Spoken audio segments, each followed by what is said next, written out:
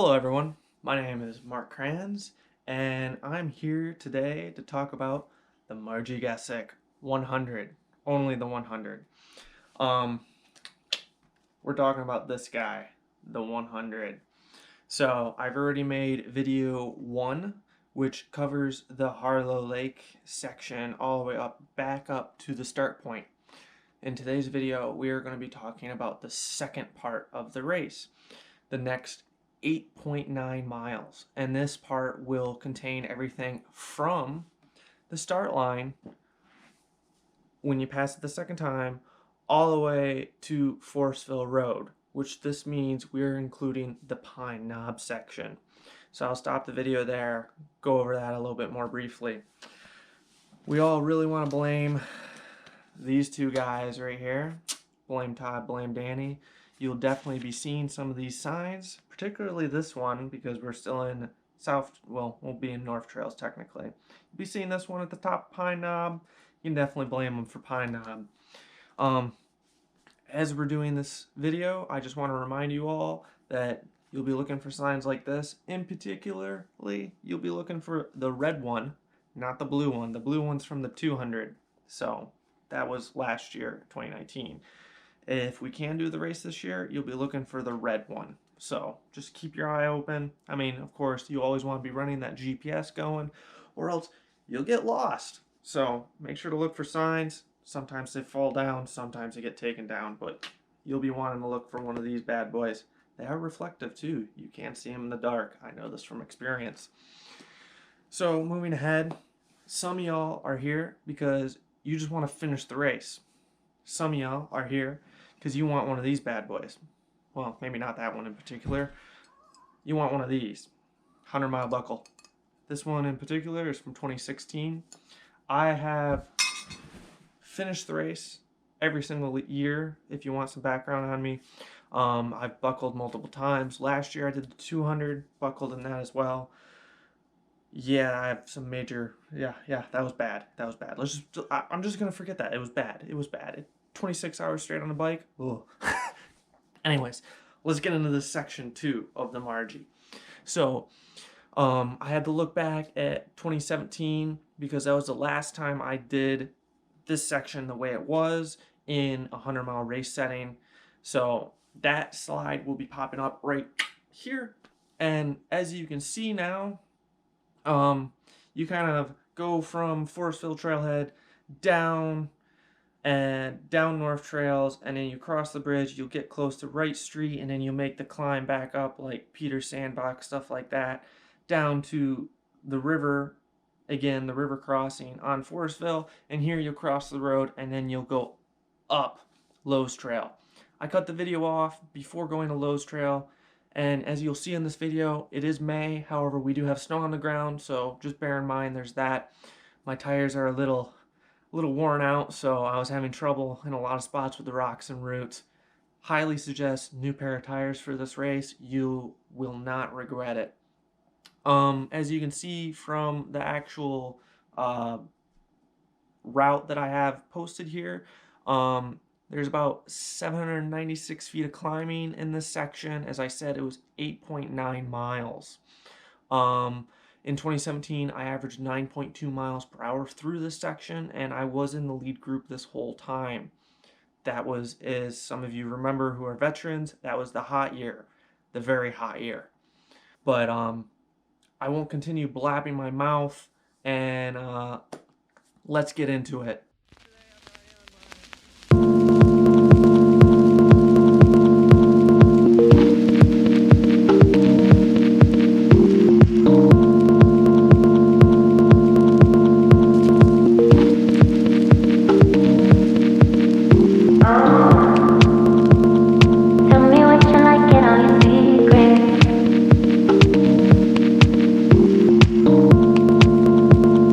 Baby, we're too out of time.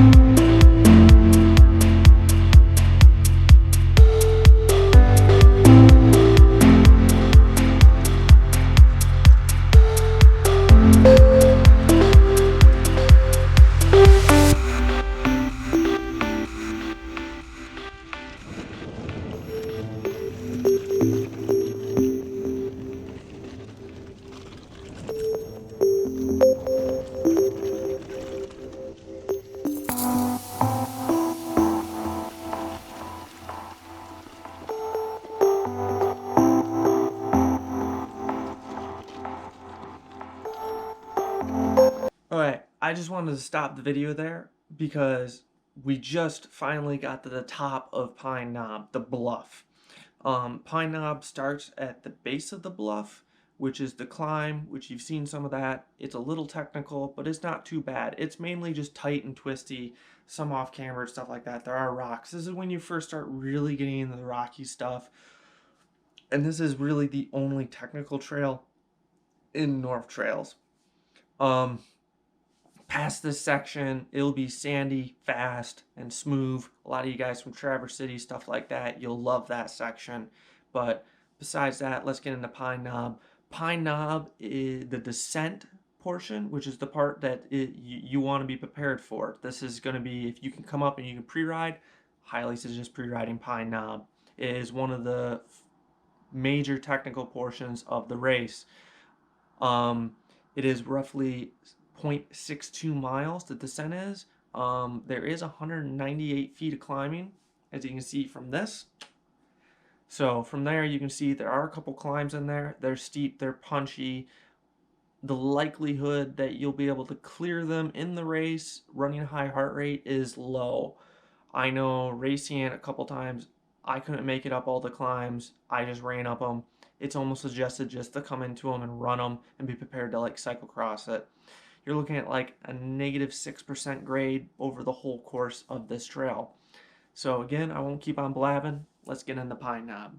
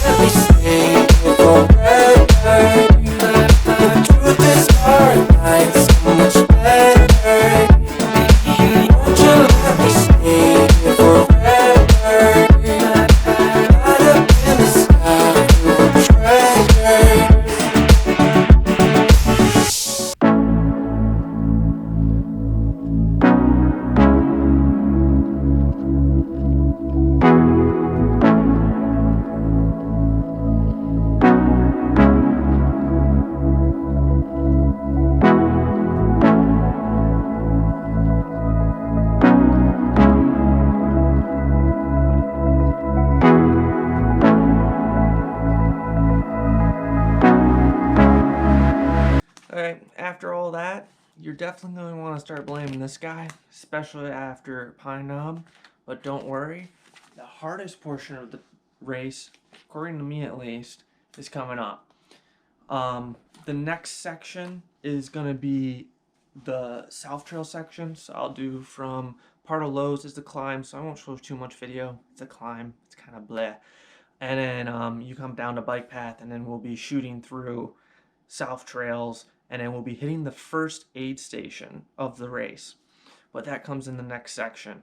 As I said, this was the portion from Forestville Trailhead all the way back to Forestville Road, the North Trail section of the 100-mile race. It's roughly, at this point, at the end of this video, you're at like about mile 25. So if you've been watching the video so far, you've noticed that it's pretty technical, especially Harlow Lake. And as I probably said in the previous video, Harlow in the morning is going to be wet. The humidity in the air and the way the forest, the pine forest, it just holds water. So all the roots and all the rocks you saw are going to be wet. Top of the world will be wet in the morning. Just a heads up. It is rideable though. I've ridden it the last, I don't know how many years. I rode it last year in the 200 at night at about 3 o'clock in the morning. You can definitely ride it. Just come and pre-ride. And if you can't pre-ride, just send it. I don't know. Like I said, I'll get more of the videos out to you guys soon. See you next time.